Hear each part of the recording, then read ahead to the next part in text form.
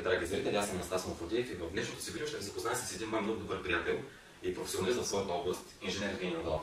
Благодаря. Здравей, Евгений. Здравей. Радвам се, че прие да направим това видео и в тази приятна обстановка. Защо? Би ли разказал нещо за самия себе си? Предполагам, че една голяма част от зрителите ни за първ път те виждат. Ами да, разбира се, защо не. Казвам се Евгений Йорданов и се занимавам с SEO и социални мрежи. Основно така съм специалист по SEO оптимизация, което за по-начинаещи от вас би означавало представяне на вашия вебсайт пред интернет търсачката, така че да се позиционира на по-високо ниво при определени търсени ключови думи във вашата сфера в случая. Точно като такъв специалист съм те поканил. Много начинаещи блогъри, тъй като аз от година и половина вече се занимавам активно с интернет дейност, особено в блог сферата. Когато започвах своята дейност, един от основните въпроси, които силно ме вълнуваха, беше как бързо и как ефективно да разпространя своя блог, т.е. да го направя по-популярен сред хората. Тъй като ние знаем, че колкото по-популярен един интернет ресурс, колкото по-висока е неговата посещаемост, толкова се увеличава и неговата... Себестойност? Неговата монетизация се увеличава, неговата печалба. Ами... Интересувате, предполагам, кои са основните ключови точки, които трябва да бъдат покрити? Да приемем, че аз съм един начинаещ, идвам към тебе като професионалист. Да. Въобще нищо не разбирам от тази сфера и ме интересуват кои са ключовите, основните моменти в развитието на един блог, в развитието на един интернет ресурс. Така, аз основно мога пак да кажа, че ще говоря от гледна точка на SEO-то, тъй като то е основният начин за реклама на по-малките уебсайтове, в случая и за блогове, както говорим. Значи SEO-то най-важното за SEO-то или за рекламата в интернет като цяло това старту за съдържанието. Един качествен продукт, едно качествено съдържание, може би най-добрата реклама би успяла да бие един такъв много силен качествен продукт, но основното винаги е едно ядро на нещата би трябвало да бъде това съдържание. И в случая в блоговете, статиите, които са наистина качествени, които биха грабнали повече потребители, с времето тези блогове се развиват, разрастват се и това е нормалният начин на нещата как се развиват. Винаги за всичко стои това съдържание, което е качествено в началото. Както казах, content is king. Да, content is king. Това е една от най-ключовите фрази, които бихте срещнали, ако търсите информация за SEO. И пак казвам, съдържанието е най-важната ключова точка, ядрото, около което всичко останало бива надградено. И в тази гледна точка би ми разказал като специалист, кои са, даже по-скоро от техническа гледна точка, на кои неща трябва да наблегна, какво трябва да знам, за да може едно съдържание спрямо търсачките да...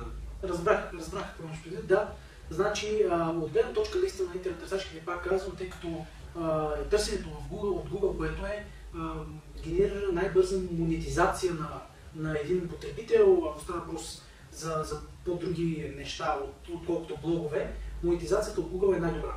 И най-бързо се конвертира един просто посетител в истински потребител. От гледна точка на търсачките, тъй като пак споменах, те са може би най-важната част в случая от типовете интернет реклама.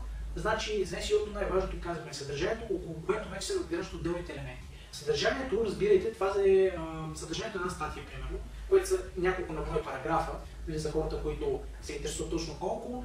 Средно една статия е 5-6 параграфа, в зависимост от това колко би могъл да произведе всеки един човек. Не всяка тематика има възможност да бъде произведена толкова, някои имат възможност за повече.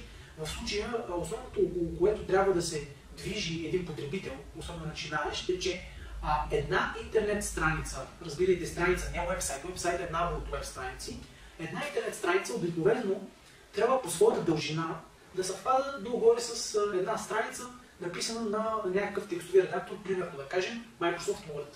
Една такава страница, преведена в случая в интернет, долу-горе по размер, по външен вид, по съдържание, трябва да съвпада или поне да е близо като големина на съдържанието. И пак казвам, може би 4-5 параграфа, някоя друга снимка. Така най-важното в случая, от гледна точка на търсачките, е освен качественото съдържание, което трябва да бъде произведено в случая от съответния блогър, ако тематиката и съответно човека иска да получава повече трафик от интернет търсачка, да включи в своята неминуемо трябва да се включат ключови думи в съответните статии или изобщо съдържанието, материала, който той ще произведе. Като тези ключови думи трябва да са разположени някъде из текста, не е задължително да има така да са сбити на едно място или просто по начина, по който той обяснява за своето съдържание, е добре просто в самото съдържание да бъдат инкорпорирани, да бъдат включени тези ключови думи. По същия начин и в заглавието, така наречения тайтъл, трябва да бъдат включени в заглавието видимо върху самата страница, което се казва хаштаг, не хаштаг, а heading tag. В случая от hash 1 до hash 6, също и в самото съдържание в тези параграфи, за които говорихме по-рано, 5-6 параграфа, в зависимост от тематиката.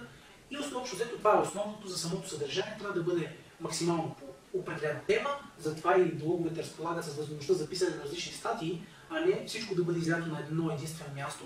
Статиите могат да бъдат много, всяка статия от тях да бъде точно по определена тематика развита, да бъдат вкарани ключови думи по тази съответната тематика и от тази гледна точка да бъде така силно насочена тази статия, за да се представи по-добре пред интернет търсача. Има ли някакво значение в какъв период от време, в какъв интервал се пишат отделните статии? Ами всичко е според зависи в крайна сметка. При SEO-то огромно значение играе конкуренцията, ролята на конкуренцията. Ако вашата конкуренция в нишата, с която се занимавате, не е особено активна и нямате силно изявени конкуренти, които силно да ви се набиват на очи, дори писане от рода на може би 1-2 пъти в месеца би ви позиционирано на доста добра позиция пред вашите конкуренти. Но в по-силно натоварени ниши по-честото писане е за предпочитане. Няколко пъти седмица предполагам. Да, абсолютно, тъй като специално търсачите, особено да кажем Google, имат един фактор, който се нарича Quality Deserves Freshness, което преведено на български означава, че съдържанието, което те изкарват в резултатите си от 1 до 10, в повечето случаи на някои от тия по-предните позиции излиза нещо, което е по-свежо като съдържание, т.е. по-скоро е написано. От тази гледна точка едно по-често писане на материали, свързани с определена тематика, би ви изкарало дори за кратко време на по-предна позиция и тогава вече нещата ще се наместят помежду си. Какво би казал за социалните мрежи? Всички знаем, че в момента те са един голям бум. Говорим за Facebook, говорим за Twitter, говорим за свежо. Как те биха ни помогли да разпространим нашето съдържание? Как биха те ни помогли даже да привлечем нови посетители към нашия блог, към нашия интернет ресурс? Така, значи, говорихме за социалните мрежи, говорихме за SEO. Социалните мрежи, ако може да бъдат погледнати като една монета, има една такава поговорка, това са две лица на една и съща монета. В крайна сметка говорим тук за малко или много за интернет реклама, за трафик към уебсайт, така че това е другия вариант, основен, за реклама на такива малки интернет ресурси, да ги наречем в случай блоговете и така нататък. Това е един от възможно безплатните начини за реклама на вашия блог. В случая и за социалните мрежи специално, Facebook в България е най-голям и имаме близо 2 милиона потребители. Ако се умее един човек правилно да се движи рекламата във Facebook, би могъл да вземе доста добър процент от тези 2 милиона потребители и да ги насочи към своя интернет ресурс, независимо колко голям би бил този негов интернет ресурс. Въпросът е да бъдете интересни, да бъдете забавни, да бъдете постоянни и съответно, пак казахме това нещо, колкото е възможно по-често така да създавате ново съдържание, независимо да става за блога ви или за социалните мрежи. Специално за Facebook ме интересува какво би казал за фен страниците, има смисъл от тях? Разбира се, че има смисъл от фен страниците. В случая дори за един малък блог има смисъл за фен страницата. Сега, дали е това най-удачният вариант? Това могат различни специалисти да кажат различни неща, но фен страницата е нещо, което за момента е много актуално и просто е един вид като задължителен атрибут към това, което би имал ти като един блог и така нататък в случая, специално за Facebook. А за Twitter? Така, за Twitter в случая в България, за съжаление, това не е най-засегната. Да, социална мрежа, пак казахме, Facebook сме доста повече потребителите. В Twitter е също доста интересна социална мрежа, ако не сте влизали, посетете, това е моя призив към вас. Интересна е, въпросът е, че, пак казвам, не са чак толкова много потребителите. Ако имате желание, винаги можете да се създадете профил и да пробвате да видите дали това за вашата ниша ще изиграе някаква ключова роля.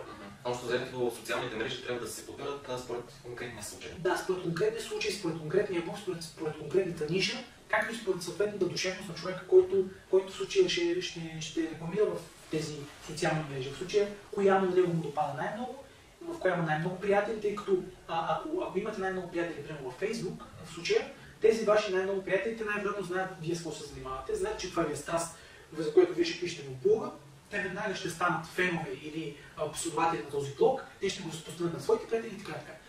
Това е идеята на социалната мрежа, че имате социален кръг, с който оттам нататък започва да расте експоненциално, зависимостта между това колко хора ви четат и колко хора ви следят и така нататък, съответно за вашия блог. И остана да споменем свежо. Ами за Свеншо, аз мисля, че ти така имаш по-добър поглед на нещата. Може да споделиш това с нашите зрители в момента днес. Значи да ви кажа, да използвам свежо наистина. Така има драстично увеличаване на трафика, какво върши голяма работа, но за съжаление ние в момента говорим точно за съдържанието, но от мое лично наблюдение, в свежо съдържанието не играе почти никаква роля. Там е